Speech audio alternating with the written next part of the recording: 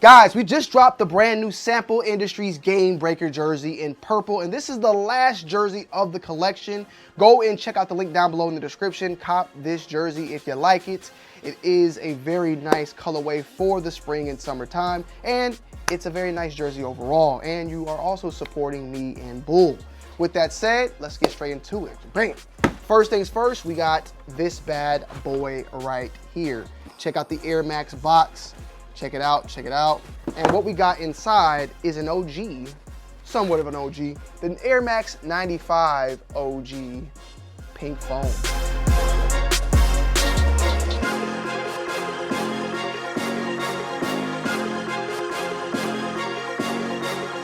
Guys, make sure y'all are following me over on Twitter, Instagram, Snapchat, Twitch, all at TonyD2Wild.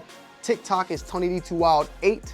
And with that said, the links are all down below. Let's get it. Now, why I said somewhat OG is because this is an actual sneaker that released back in 2020, I want to say, and now is back out and is given the Air Max 95 OG treatment. The pink foam is set to release on April 25th for a retail price point of $180. And of course, the OG treatment, that is of course the big bubble treatment, which if you guys don't know is a bigger bubble and more closer to the original 95 models, and also featuring the seam in between of those bubbles that run along all of them right down the middle. You see that seam? Those have since been kind of removed since previous retro versions. They're trying to bring that back though with this in the 95 version. And as stated, this was a release that released in 2020 and now is coming back 5 years later. And obviously we can see that it plays a lot into that neon colorway, but swapped out for what you can see here called the pink foam. Gradient looks overall, materials utilized on that gradient is what I would say more so in line with like a felt material. It almost looks like suede, but it is more of a felt material utilized in that gradient look overall. And then you have the white mesh featured on the upper portion. And then you have your typical, I guess you could say polyester-like straps featured in the pink foam. The midsole is entirely black, and you have the pink foam on the inside with that, once again, seam going down the middle of all the bubbles on this sneaker. The bottom is black and pink foam. On the box itself also it reads black/pink foam white. So that's why I actually call this, like from like looking right here, I can't really see it of course, but it looks white on camera. But when you look deeper at it, it is actually got a little bit of hints of pink, but it does appear to be that way. As far as the craftsmanship, the stitching, when it comes to Air Max 95s, even though these are extremely old sneakers, going on 30 years at this time, I still think that these are a shoe that kind of has withheld the test of time as far as technology goes and comfort. They're still great running shoes, but they're also a great shoe that can be fashionably worn as well. I think that this shoe is timeless. It kind of has held its weight over the years and it's still a very comfortable sneaker. And I believe they retroed for $140. So that is a $40 increase for 30 years. That's not that bad when you compare to Jordan brand that was at $160, $170 back in 2013, 2012 to now being at $200, $210. 10-year gap for a $40 price increase is way worse than a 40-year gap. Not to say that it's okay, but just to compare the two, there is a big difference. As far as sizing go, when it comes to Air Maxes, always keep them true to size and the fit as well. Everything, breathability, the cushioning, the support, the grip and traction is always A1. There's really nothing wrong I could say about an Air Max 95 when it comes to that. The only thing that could be off is the color itself at that point. But when it goes to the actual shoe itself, they pretty much are all of the same. And with that said, it's a great shoe overall, very comfortable, and at the same time can be still utilized in a athletic scene. When it comes to the box designs, they're kind of utilizing and playing off the OG boxes from 1995 that feature that neon overall look. You got the Air Max on the back portion right there, and then on the front you have the Air Max shoe represents the most important advances in Nike Air cushioning, larger volumes, greater efficiency, and more visibility in the heel and now the forefoot. Innovation has never been so clear.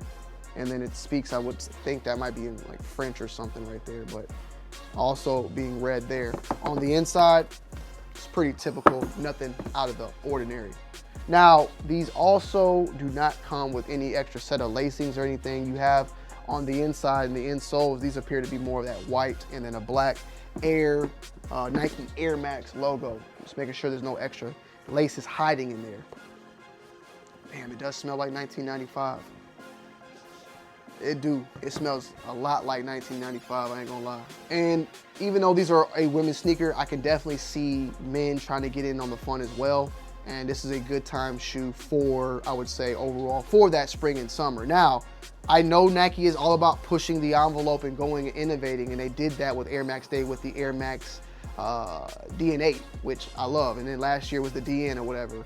I still think that like they should drop every Air Max Day a new Air Max and then also pay homage to an old one. I don't see why releasing this later on in the month of April. Why not drop this alongside with the DN8 during Air Max month?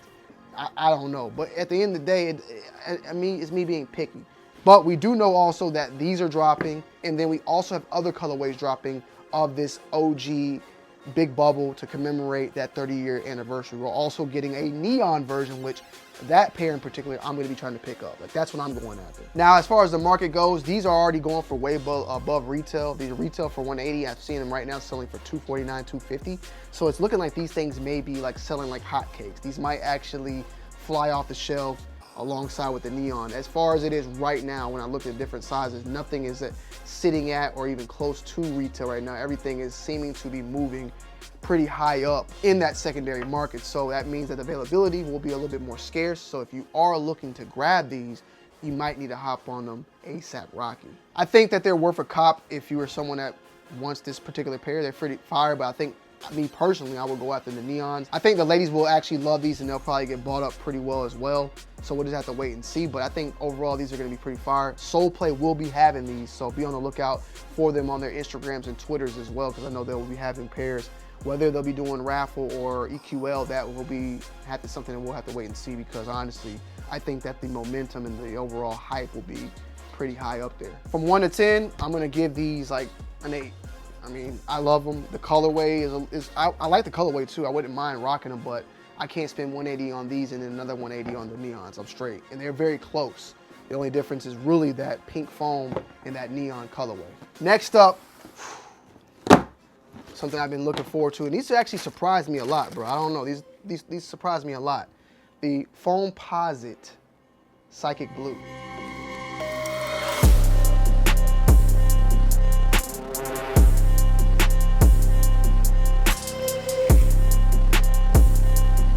Bam! The Nike Air Foamposite One Psychic Blue. Set to release on May 2nd for a retail price point of $230. These are different, bro. These are different. I actually like the matte look a lot, I'm not gonna lie. And it looks very similar to like the University Blue pair that dropped a few years back, but it is more of a matte finish overall. And it blends in almost seamlessly with the actual outsole, which is pretty different, pretty unique. Now on the box itself, it states Psychic Blue / black. This is a size 8, so I gotta actually get more in my size. I'm like an 8.5, 9. I wouldn't even mind a 9 because foams run sometimes a little bit more snug than normal, but 8.5, 9 is usually fine. My first impressions on this shoe though, overall, like I stated before, they kind of threw me off even more. Like I wasn't expecting this. So when I saw these like in hand, I'm like, oh shit, like, you know, wow, nice. Real nice. As far as the materials go, you know how the Foamposite material is overall. It's a very unique, hard type of material. And one of the reasons why it is so expensive is because of that. Now, one thing I'm gonna say, and someone even mentioned it, and I just felt it right now. Someone commented a couple comments back that foams they've been cutting them a little bit. Like they're not as strong or not as durable as they used to be. And as I push on this shoe, I do feel, but I don't mean it's the truth. I do feel like maybe that could potentially be true. And I don't know if it's this material, the fact that it's matte, and if those shinier ones, the metallic type of colorways have a little bit more strength to them. But even now, like, let me grab these Galaxy foams. What I'm saying is, yeah, like I'm feeling these right now. These feel a little bit more sturdy than these. In one portion, and I gotta get close up, that just threw me off when I grabbed them. is like right here. It feels like right here in particular. This portion right here, this little area, it feels like very mushy and like, I don't know, it feels softer than normal right about here. And even then on a close-up, you see like all this type of whatever the hell's going on right here. I'm not a big fan of that. I'm just pointing it out, okay? If you want to spend the $230, you do that. You spend your money how you want, sir. But with that said, I'm just speaking on the durability. Like these look like these will crease extremely easy compared to the Galaxy foams or any recent foam. Like I haven't experienced this. These colors are fire and all that. I think they look fire. I think the shoe looks fire, but it does give off the vibe that this is gonna wrinkle. I can tell it's gonna wrinkle, and I think it has a lot to do with the matte color. I feel like that satin glaze or shine, it must be some sort of coating or something that's used, and it just looks like it will hold up better than whatever's used here on this matte color. So I just want to let that be known. Craftsmanship, besides that, everything looks pretty standard. Even on here, it says it right here, even on here it says upper contains synthetic leather. Now that is also said on every other pair of foam because there isn't no leather used here. It's, I guess you could say it's like whatever they use right here. Oh, wait, damn, what is this? Whoa. Yo, I didn't even feel this. This material, the trim, I got to get close up on it, guys. This has to be, I don't know what this is. I'm gonna be honest. It feels like sponge almost. It looks like leather, but it's a very, very, very like different type of material, guys. Maybe it's like a nubuck. It's very, very, very, very, very odd. Maybe that might be the synthetic leather. You're gonna have to just touch this and see it for yourself. It's extremely smooth. It has a very unique coating. You can actually see though, like the texture when you look on it, and it looks and gives the appearance almost of a leather, but when you rub on it, it's almost like my finger can slide right off of it. But it almost appears as if it's probably like a nubuck or a durabuck that is featured on this little trim of the upper. But craftsmanship and everything else, I mean, it's fine. I just think the durability on this pair, in my opinion, looks a little off, and I feel like these are gonna wrinkle. If you're actually balling in these, like these are gonna wrinkle. I could make these wrinkle right now if I wanted to. As far as comfort and stuff, when it comes to foams, and we'll do the full-on review, it's usually true to size, or if you want to size and half size up, they're very clunky. They weigh a lot, but they do form over time. I think foams are pretty comfortable to me. Like I don't have issues with foams. I actually like them a lot, and I own a lot of pairs, so that's just my honest opinion. And also when it comes to the performance, if you're a basketballer out there, you would know that, you know, foams for the most part are still good technology-wise to be utilized in basketball. I mean, they're kind of were ahead of their time, released originally in 1997. They're kind of ahead of their time as well, kind of like how we spoke about the Air Max 95. And they were expensive back then. That's why they're expensive now. That foam material forms to your foot as you wear it more and more and heats up, and it does a pretty damn good job. You also got the actual carbon fiber shank and good traction on the bottom. It's a very good shoe that still has, lived past its continue to live on. Foams also are a good shoe to style. You want to usually utilize, more of a tapered look. You can rock it with tape. You can rock it with tapered, or you can rock it with, more of a flare, whatever floats your boat. That's really up to you. They're very easy to make happen. Just wearing too much of a taper, these things can look like some damn logs. So you can usually dress it up and let the pants sit on top of it. If you want to wear it, sit without it, wear them with shorts. You really can do what you want to do when it comes to foam. And this colorway also is kind of like, perfect for the spring and summer time. So you can wear it with shorts, wear it with pants, wear whatever. As far as on the market right now though, these are actually like sitting kind of close to retail, and we're like a little less than a month out. So these may be actually going for retail or even below retail. And that's kind of unique for foams right now, because every foam that's been coming out so far has performed fairly well. So keep that in mind and just keep it on your radar. But this might be one that you could probably catch for 20, 30% off if you want to hold out and give it a risk. With that said, you never know, but right now in the market, I'm not seeing these really hold up too bad. So the availability will be very easy to get your hands on if this is something that you want to grab. For me, this is definitely a dope sneaker, but I'm gonna pass on it. There's more to go down the pipeline. And May has a lot of upcoming releases as well, so there's a lot more in May for me, so I'm gonna wait. And 230 is a lot, so pass for me. On a scale from 1 to 10, I'm gonna give these a 7.5. When I was in high school, a 7 was a D, which was passing.